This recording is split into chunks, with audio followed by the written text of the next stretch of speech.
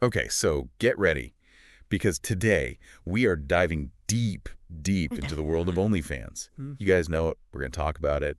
And honestly, looking at all this stuff from Wikipedia that you sent over, it's more complicated than you might think. Yeah, OnlyFans, it's like everyone's got an opinion, Right. right? But under the surface, it's actually a way more interesting story than most people realize. Right. Like, come on. OnlyFans started in London. London. That's not the first place that comes to mind. It's wild, right? 2016, London. And look at them now. It's crazy. They made almost $1 billion in 2021. $1 billion. It's like blockbuster movie money. And now they're launching their own streaming service. It's called OFTV, but get this. It's all like totally SFW, like reality shows, comedy, wild. Makes you wonder. They're trying to get advertisers on board, right? The kind who might have been a little iffy about, well, the other stuff. Plus, it gets them around those rules that Apple and Google have about adult content. It's a smart move. Super smart. It's like they want to be like an empire or something. But let's be real. A lot of that early success, that $1 billion, that came from, the not so safe for work content, which makes it even crazier that back in 2021, they tried to ban it. Bold move. And a total flop, by the way. Total flop. Wikipedia says they caved in like 6 days later. 6 days. Imagine the chaos. Shows you the power of creators, especially when they band together. OnlyFans might have the platform, but it's the creators who bring in the users and the money, right? 100%. And it's not just the typical creator you might think of. There are chefs on there, fitness gurus, musicians, Bella Thorne's on there, Cardi B. It's a whole mix. Exactly. It's all part of their plan, right? Go mainstream, reach a bigger audience, get those big names to change how people see the platform. But it's a balancing act. They need those new people without, pushing away the creators who got them there in the first place. It's a tightrope walk for sure. One wrong step, and it all falls apart. Oh. But okay, remember how we talked about, the dark side of the internet? Yeah. Well, there are some serious questions about what's happening on OnlyFans. Yeah, especially when it comes to child sexual abuse material. Yeah. It's a huge concern. Huge. And now there's a big push in Congress to investigate, see if OnlyFans is doing enough to stop it. And that's where it gets tricky, right? OnlyFans is all about privacy, keeping things hidden. It's not like those other, more open platforms. That makes it harder to, keep an eye on things, makes it easier for bad stuff to slip through. Makes sense. So what are they doing about it? Well, they started these transparency reports back in 2021, trying to be more open about how they moderate content. Okay, but what does that actually mean? Like in real people terms? Yeah. So they use these things called hashes. Basically, it's like a digital fingerprint for a picture or video. Let's say something gets flagged as child sexual abuse material. They take its hash. Then, if anyone tries to upload that same content, boom. OnlyFans sees the hash, they know it's bad news, and they block it. That's clever. It's like a digital bouncer, right? Yeah. Checking IDs at the door. But is it foolproof? Nothing's perfect, but it's a step, right? They also say they're working with those organizations fighting child exploitation. The Child Rescue Coalition, stopncii.org. Whether it's enough, well, that's a whole other conversation. It's a start, at least. Yeah. But all this, the controversy, the legal stuff, the attempts to change their image, what about the creators? The people who rely on OnlyFans to make a living? How's it affecting them? It's a great question, and honestly, one that doesn't get asked enough. The financial side of OnlyFans, how much they take from creators, it's a whole other can of worms. It's easy to forget there are actual people, trying to make a living on this thing, right? We talk about creators making money, but how does it actually work? Exactly. What's the deal? How much do they actually get? So OnlyFans, they take a cut. 20% of everything. 20%. Seriously. Yep. Subscriptions, tips, those pay-per-view things, all of it. 20% goes straight to OnlyFans. Wow. So if you make $100, they just take 20. Seems kind of rough. That's pretty standard, actually. Believe it or not, a lot of those creator platforms take a similar cut. Some even more. But, the trade-off is you get more control, a closer connection with fans, more than you'd get on, regular social media, True. But still, 20%, you'd have to be making bank to make that worthwhile. So what are we talking? What's the average OnlyFans creator actually making? Well, the average is something like $1,300 a year, but honestly, averages. They don't tell the whole story. Okay, so what you're saying is some people are raking it in and others are barely scraping by. Pretty much. You've got those creators, especially in the, adult space, who are making serious money. 6 figures, 7 figures. They've figured out the game, built a following. They know how to market themselves. Okay, so the potential is there.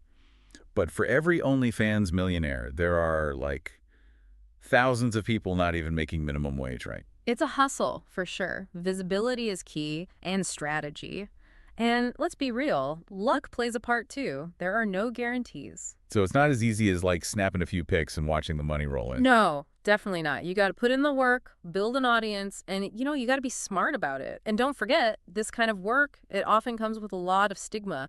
There are risks involved too. Right, that's a whole other conversation. It's not all sunshine and roses. Okay, but let's switch gears for a sec. We've talked about the money, but what of the legal stuff?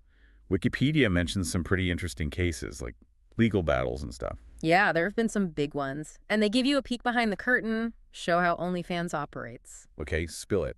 What kind of legal drama are we talking about? So there was this one case, made headlines. Allegations that OnlyFans, they were bribing people at Meta, Facebook. Wait, seriously, bribing them to do what? To put creators from other platforms, like OnlyFans competitors, on this terrorist blacklist. Hold up. A terrorist blacklist for OnlyFans creators. What? Wild, right. Basically, the lawsuits claimed OnlyFans paid off these Meta employees to shadow ban creators who were also on other sites. Imagine that. You're a creator trying to, diversify your income, and suddenly Instagram's burying your account because you're on this secret list. Brutal. Talk about playing dirty. Yeah. But didn't that case get thrown out? Yeah, it did. But here's the thing. Not because the allegations were false, but because the court said they didn't have jurisdiction over OnlyFans. So we don't actually know if they did it or not. Exactly. It's still kind of murky. The case is gone, but the suspicion lingers. Juicy. Makes you think, what else are they up to? Right. It shows you how competitive this whole creator economy is. It's a battle for every user, every dollar. Cutthroat. And speaking of which, there was that whole thing with creators from Russia and Belarus. That's right, with the war in Ukraine. OnlyFans, they had to restrict those accounts because of the sanctions. Right. It's a whole other level of complexity, right? Yeah. Global events impacting people's livelihoods. Crazy. Yeah, and not everyone saw it that way, which led to more controversy for OnlyFans. But okay, this next one, this is where it gets really interesting. Give me. So there have been these whispers, right, about these chatters and chatbots on OnlyFans. Chatbots. Yeah. Those AI things. Yep. Turns out some creators weren't actually the ones chatting with their subscribers. They had other people doing it, or even, AI chatbots. Wait, are you serious? So you could be, like, paying for a subscription, sending tips, thinking you're talking to your favorite creator. Yeah. But it's just some random person or a bot. That's the allegation, and it has caused a huge uproar. There are now, 2 class action lawsuits against OnlyFans over it. People are saying it's misleading, that it's fraud. Yeah. Can you imagine? You think you're building a connection, but it's all fake? Right. It's shady, and it raises a big question. What are you actually paying for? Exactly. It's like, where do you draw the line? But okay, before we go too far down that road, let's shift gears a bit. We've talked a lot about the creators, the content, all that. But what about the users? Who are these people on the other side of the screen? Well, this is where it gets interesting. There was this study, right, published in the Archives of Sexual Behavior. They found that the average OnlyFans user in the U.S. more likely to be married than not. Wait, seriously? Married? That's not exactly what I pictured. Right. It really challenges your assumptions. And it's not just that. Most users are white, male, identify as straight. Huh. So not exactly the image OnlyFans wants to project, maybe. You got it. And here's the other thing. Even though it's known for adult content, the study found that the users' sexual attitudes weren't that different from everyone else. So what does that tell us? I think it shows that OnlyFans, and maybe the whole creator economy, it's about more than just the content. It's about connection, access, feeling like you're part of something exclusive. Right, like a VIP pass to the lives of these creators. Exactly, and that desire, that need for connection, it goes beyond what kind of content you're into. Fitness, music, whatever. It's about breaking down the wall between the creator and the fan. And OnlyFans, they've tapped into that, whether they meant to or not. So as we wrap up this whole OnlyFans deep dive, what are your final thoughts? What have we learned? It's a wild ride, right? OnlyFans, it's like this microcosm of the internet itself. All these contradictions. Empowerment, exploitation, connection, deception. It makes you think about how we consume content, how we interact with creators. It's a reflection of us, honestly, in this crazy digital world. Well said. It's been an eye-opening conversation. And for everyone listening, we want to hear from you. What surprised you about OnlyFans? What do you think the future holds? Hit us up on social media. Let's keep this conversation going. Until next time, happy diving.